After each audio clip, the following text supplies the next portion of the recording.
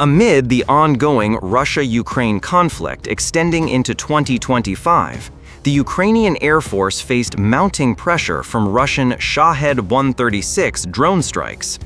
These unmanned aerial vehicles, capable of carrying an 88-pound warhead and flying up to 1,243 miles, had inflicted severe damage on Ukraine's civilian and military infrastructure, from power plants to command centers. To counter this threat, Ukrainian intelligence identified a major Shahed-136 production facility near the city of Tokmak, located 217 miles deep in Russian-controlled territory, as a priority target.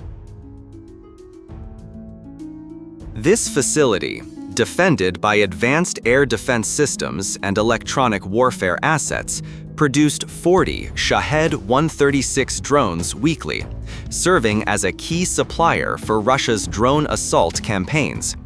A daring operation was planned, employing an aging MiG-29 fighter modified to carry US-made GBU-39/B precision-guided bombs to destroy the plant. The mission demanded not only exceptional piloting skills, but also the ability to penetrate dense air defense networks and intense electromagnetic interference. At 2:45 p.m. local time on June 27, a Ukrainian MiG-29 from the 40th Tactical Aviation Brigade, based at Vasilkiv, suddenly banked hard left as its weapon interface system alerted to abnormal voltage. The aircraft, upgraded from a Soviet-era MiG-29A airframe not originally designed for modern guided munitions, now carried 4 GBU-39/B small-diameter bombs via makeshift pylons fabricated from T-64 tank parts. Each bomb weighed 250 pounds, with an 82-pound warhead, featuring combined GPS-INS guidance and an uncooled infrared seeker, enabling 94% target acquisition reliability. The pilot, Captain Oleksandr Mykhailenko, 32, callsign Sokil, was among the brigade's most experienced, logging over 1,200 hours on the MiG-29. The flight toward the target, the Russian drone factory, had proceeded smoothly until then, but everything was about to change in seconds. The pilot's SPO-15 radar warning receiver abruptly sounded, detecting signals from an S-300 PMU-2 Systems 64N6E radar 59 miles away.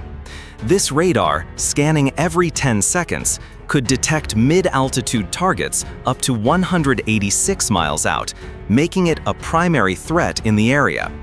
Captain Mykhailenko, honed by hundreds of sorties, immediately descended to 394 feet, using hills and valleys to minimize radar signature.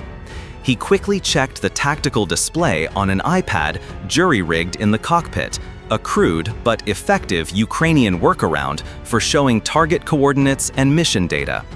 The GBU-39 bombs initiated sequencing, each requiring GPS lock, INS calibration to 10-foot accuracy, and confirmation of linkage to the Ukrainian-engineered digital interface.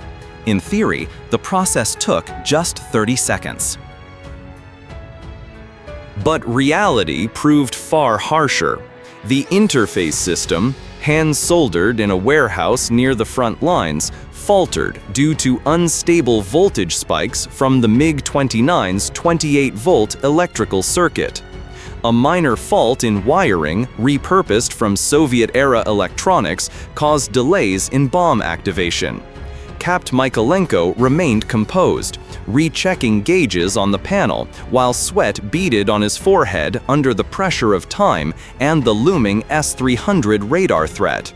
By 2:48 p.m., after 2 tense minutes, all 4 bombs finally showed ready status.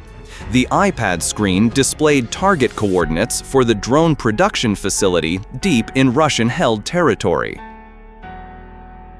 This facility, near Tokmak, stood as the region's largest drone manufacturing hub, with highly automated assembly lines churning out 40 Shahed-136 units weekly.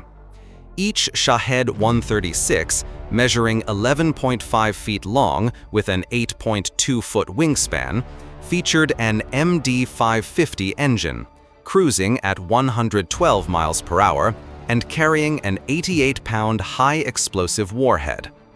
These drones, typically launched from mobile platforms, had wreaked havoc on cities like Kyiv and Odessa, destroying power plants, hospitals, and schools. Intelligence reports indicated protection by a Krasuka-4 electronic warfare system jamming 500 watts on GPS L1/L2 frequencies, creating a 155-mile interference radius. Alongside an air defense network including S-300 PMU-2, S-400 Triumph, and 2 SA-15 Tor M1 units. Additionally, a Pantsir S-1 battery with 1 RS-2E radar and 57 E-6 missiles reaching Mach 3 guarded the immediate vicinity. The pilot checked fuel. 1,305 miles of range remained, sufficient to complete the mission and return to Vasilkiv, 423 miles away. However, after bomb release, he had only 18 minutes in hostile airspace before minimum fuel, 1,653 pounds of kerosene forced withdrawal. His mind focused intensely, calculating every maneuver to evade detection. He knew the S-300's 64N6E radar was ramping up scans, while a southeastern SA-15 system equipped with 9S-36 radar and 9M-317 missiles effective to 9 miles began probing. Each 9M-317, weighing 1,576 pounds, could hit Mach 2.8 and lock low-altitude targets via active radar homing. In 6 minutes, he needed to climb to 14,764 feet for release, a risky move exposing him to the full Russian air defense grid. The GBU-39 bombs, with a 68-mile glide range from 14,764 feet, were built to pierce electronic jamming via INS and uncooled infrared seekers. The seeker, using a 256 by 256 thermal imaging sensor, could identify targets like factory metal roofs with 94% reliability even in heavy interference. However, initial guidance relied on GPS signals vulnerable to Krasuka-4 disruption. If GPS failed, INS took over, but accuracy might degrade to 39 feet after 68 miles of glide. Suddenly, a 31-volt surge lasting 3 seconds hit the bomb pylons. The pylons, crafted from T-64 tank steel, drew 32 amps through circuits rated for 20 amps, pushing the system near overload. Captain Mykhailenko knew Ukrainian engineers had improvised under austere conditions to mate US tech with Soviet aircraft. He rechecked indicators, hoping the setup held until release. Somewhere in the makeshift wiring, Ukrainian field engineering grappled with Soviet-era electronics to control modern weapons. The pilot firewalled the throttles with twin RD-33 engines, each delivering 18,300 pounds of thrust roaring in response. Aircraft speed climbed to 559 miles per hour, inducing light vibrations in the cockpit as he threaded the MiG-29 through narrow valleys just 394 feet off the deck. Wind howled over the fuselage, blending with radar warning tones into a tense symphony. Entering contested airspace at 2:51 p.m., every threat receiver on the panel lit up brightly. The S-400's 92 N6E gravestone radar, deployed near Melitopol, 75 miles away, locked on with 350-watt power, emitting electromagnetic energy sufficient to heat the MiG-29's AN/APG-66 radar. Simultaneously, two SA-15 systems from southeast and northwest using X-band 9S-36 radars began tracking. A Pantsir S-1 unit 22 miles from the target activated its 1RS-21E radar hunting low-flying intruders. Additionally, the Krasuka-4 jammed 500 watts on GPS L1/L2, disrupting satellite signals. Captain Mykhailenko felt the weight of pressure. In 19 minutes, he would learn if 4 GBU-39 bombs mounted on recycled pylons could breach one of the most sophisticated defenses outside Moscow.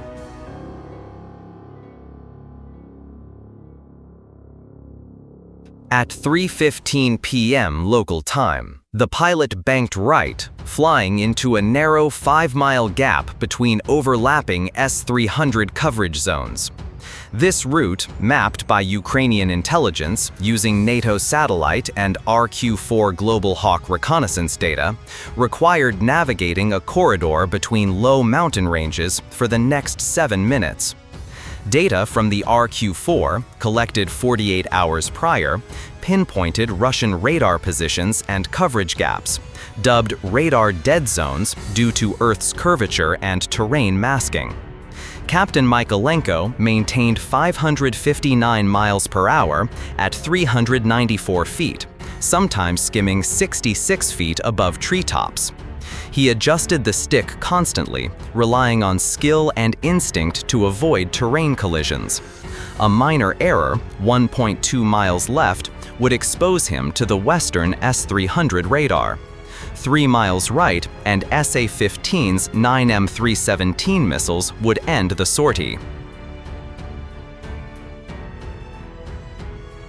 This gap existed due to physical limits. The S-300's 64N6 radar could not detect targets below 787 feet at 59 miles because of Earth's curvature. S-300 batteries prioritized high-altitude threats from 32,808 feet up, creating exploitable low-level blind spots. However, the corridor demanded second-by-second precision flying. Captain Mykhailenko, eyes glued to the terrain display and SPO-15 receiver, felt his heart rate spike with each radar signal fluctuation. He recalled his commander's pre-flight words, "If you survive this corridor, you'll have a shot at making history." At 3:18 p.m., the SPO-15 registered a new signal.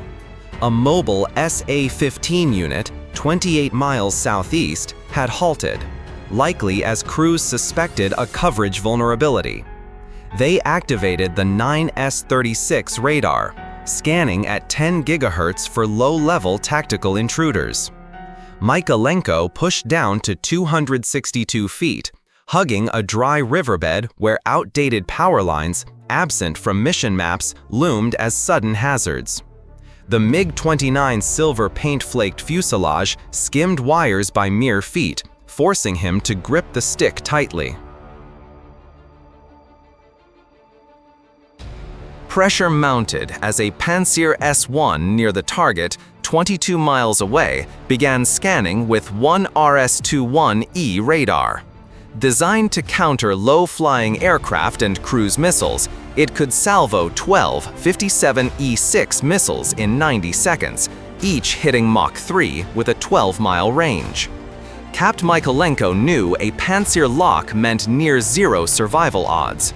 He cross-checked the iPad terrain map, confirming the riverbed would mask radar signals for another 2 minutes, enough to close on the release point.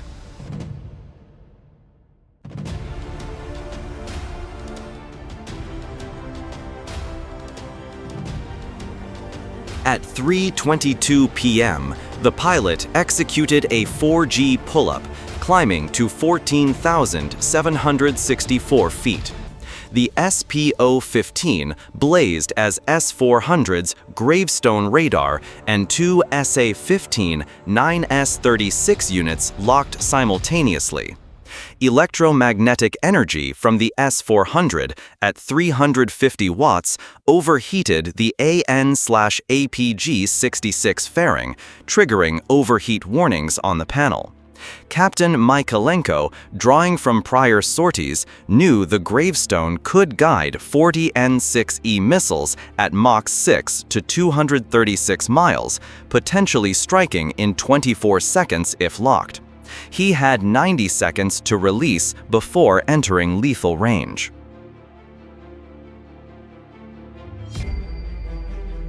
Fortunately, 45 minutes earlier, two Ukrainian Su-24 aircraft had launched 4 AGM-88 HARM anti-radiation missiles at S-300 radars near Tokmak, forcing them to curtail operations to avoid destruction. Concurrently, a Ukrainian electronic warfare unit deployed ADM-160 mauled decoys, emitting signatures mimicking an 8-aircraft strike from the northwest. These decoys, with fighter-equivalent radar cross-sections, diverted S-400 and SA-15 attention, creating a brief window. Captain Mykhailenko, approaching solo from the southeast, exploited this gap to reach release position. Upon reaching 14,764 feet, the tactical computer showed 12 minutes of fuel left, equating to 1,653 pounds of kerosene. The GBU-39 bombs completed final checks, with GPS receivers tracking 5 satellites for 10-foot positional accuracy. Preloaded coordinates targeted the main assembly hall, electronics workshop, drone storage, and logistics area. Captain Mykhailenko glanced at the tactical screen one last time, noting the nearest SA-15 battery 25 miles southwest at launch-ready status. The Melitopol S-400 prepared to fire, but calculations indicated 40 N-6E missiles would arrive 30 seconds post-release. The Krasuka-4 system, positioned 51 miles from the target, jammed 500 watts on L1, L2 frequencies, flooding GPS with white noise. Russia aimed to blind precision-guided weapons, forcing deviations. But the Boeing-designed GBU-39, incorporating advanced anti-jam measures, used adaptive algorithms to switch to INS mode on weak GPS. The infrared seeker, distinguishing factory roof heat from surroundings, ensured accuracy amid heavy jamming. Captain Mykhailenko knew the fate of thousands of Ukrainian civilians enduring Shahed-136 attacks hinged on the 326 pounds of explosives in these 4 bombs. At 3:28 p.m., the pilot released the first GBU-39. The aircraft shuddered lightly as the right pylon dropped the 250-pound bomb. The bomb's GPS detected immediate jamming, with signal-to-noise below 0.1. Within 200 milliseconds, its computer shifted to INS, using accelerometer and gyro data to hold 26-foot accuracy after 55 miles of glide. He released the second after 6 seconds, targeting the electronics workshop, then the third and fourth within 12 seconds, aimed at storage and logistics.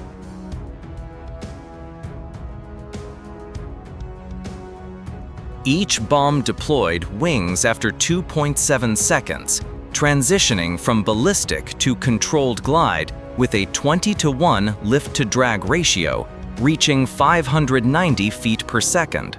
The onboard computer, with a 400 MHz processor, computed converging flight paths from varied angles, ensuring no point defense like Pantsir S-1 could engage all 4 simultaneously.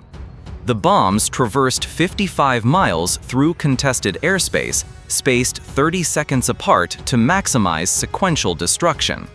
Captain Mykhailenko, without awaiting impact, inverted the jet and pulled 5G to dive back to 394 feet, seeking terrain cover. The SP-015 flared as an SA-15's 9S-36 radar shifted to track mode. At 3:29 p.m., the nearest battery launched two 9M317 missiles, each 1,576 pounds, accelerating to Mach 2.8 in 3 seconds. Captain Mykhailenko, using terrain data, maneuvered the MiG-29 into a narrow valley where hills disrupted radar locks. Intercept math showed missiles arriving after 45 seconds, by which time the jet would be masked. Meanwhile, the Panzer S-1 activated one RS-21E radar, but terrain clutter prevented lock. Mykhailenko exhaled in relief, though aware dangers persisted. Meanwhile, the GBU-39 bombs pressed on. At 3:31 p.m., GPS signals pierced Krasuka 4 jamming, allowing position updates to 26-foot accuracy against projected paths.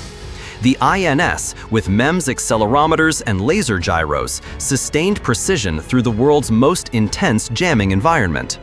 The lead bomb acquired the target at 3:32 p.m., using infrared to match the assembly hall's metal roof against references at 94% confidence. It adjusted via tail fins, impacting at 68 degrees, penetrating reinforced roofing, and detonating with 82 pounds of TNT equivalent, destroying the main assembly line.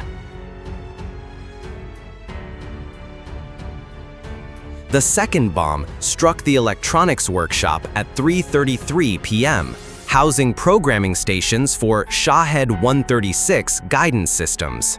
The third impacted storage at 3:41 p.m., where 15 to 20 completed Shahed-136 drones, each with 88 pounds of explosives, were held. Secondary explosions, equaling 1,764 pounds of TNT, obliterated the depot and raised a 2,953-foot smoke plume. The fourth, hitting logistics at 3:34:11 p.m., destroyed fuel, spares, and maintenance gear worth 12 million rubles, severing Russia's southern drone supply chain. The Krasuka 4 operators, 51 miles away, realized failure as explosions rocked the complex. Their system jammed GPS as advertised, but the Boeing integrated GBU-39 seamlessly transitioned to INS and infrared. U.S. engineers studying Russian electronic warfare since the Cold War embedded adaptive algorithms in every circuit. But Capt. Mykhailenko's mission was not over. He still needed to survive the return. At 3:34 p.m., the pilot leveled at 394 feet with 1,653 pounds of fuel remaining. The tactical computer projected 12 minutes to Ukrainian airspace, 112 miles distant. The SP-015 showed 4 9M317 missiles from 2 SA-15 batteries, but the Molokna River Valley with 656-foot hills broke locks after 45 seconds. The missiles self-destructed harmlessly on guidance loss. However, Russian Air Defense Command at Berdyansk scrambled 2 Su-35S fighters, each carrying 6 R-77 missiles with 68-mile range, to intercept the MiG-29. The Su-35S, with N-035 Urbis-E radars detecting to 249 miles, accelerated to Mach 2.4. But at 394 feet, the MiG-29's radar return cluttered amid terrain, preventing Urbis-E locks. Captain Mykhailenko, knowing climb would expose him, stayed low, constantly adjusting to exploit valleys and hills. He crossed the Molokna at 3:38 p.m., marking escape from effective Russian radar coverage. The SA-15 batteries lost track. The Su-35S pursued, but, with high fuel burn, turned back after 6 minutes as the MiG-29 closed to 47 miles from Ukrainian airspace. Captain Mykhailenko, uniform sweat-soaked, rechecked gauges. Fuel stood at 882 pounds, good for 8 more minutes. He throttled back to 435 miles per hour for optimal range, monitoring the SPO-15 for new threats. At 3:46 p.m., he crossed the line into Ukraine-controlled airspace.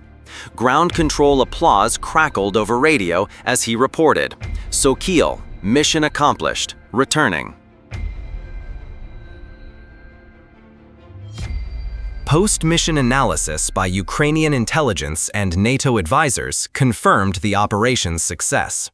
The 4 GBU-39 bombs held 39-foot accuracy despite continuous GPS jamming from Krasuka 4.